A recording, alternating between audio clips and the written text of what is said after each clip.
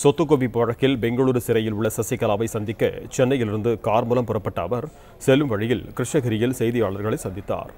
இரு அணிகளும் இணைவதற்காக சில அமைச்சர்கள் தன்னை கட்சியிலிருந்து ஒதுங்கியிருக்க சொல்லியதால் தான் ஒதுங்கியிருந்ததாக அவர் தெரிவித்தார். விருப்பத்தெல்லாம் தெரிவிக்கல, திடீர்னு அன்னைக்கு ஏதோ ஒரு பயத்தில் எல்லாம் சேர்ந்து கூட்டம் போட்டு தினகரனை ஒதுக்கி வைக்கிறேன் என்று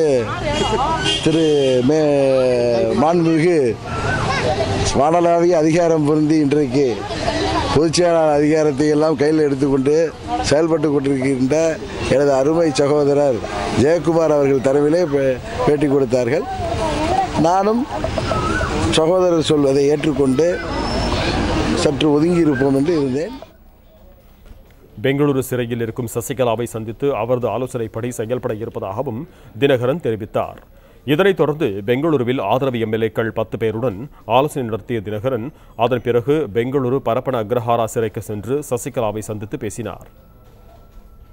சசிகலாவுடனான சந்திப்புக்கு பிறகு செய்தியாளர்களிடம் பேசிய தினகரன் கடந்த 45 நாட்களில் தாம் கட்சியிலிருந்து ஒதுங்கியிருந்தும் இரு அணிகள் இணைப்பு தொடர்பாக எந்த முன்னேற்றமும் ஏற்படவில்லை என்றார்.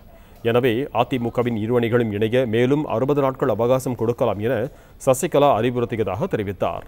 அதன் பின்னும் அணிகள் இணையாவிட்டால் அடுத்த கட்ட நடவடிக்கையை எடுக்கலாம் எனவும் சசிகலா தெரிவித்ததாக தினகரன் குறிப்பிட்டார். கட்சியிலிருந்து ஒருவரை நீக்கும் அதிகாரம் பொதுச் செயலாளருக்கு உள்ளது என்றும் அவர் தெரிவித்தார். தொண்டர்களின் கோரிக்கைகளை எல்லாம் நான் கேட்டுக்கொண்டேன். அதனால் பொதுச் செயலாளர் சந்தித்த போது அவர்களுக்கு இன்னும் ஒரு 60 நாள் நாம் காலம் கொடுப்போம், அதற்குள் அவர்கள் சொன்னதுபடி செய்தால் நன்றி, நல்லது, இல்லை என்றால் நாம் அதை எப்படி சரி செய்ய வேண்டுமோ அதை சரி செய்வோம்.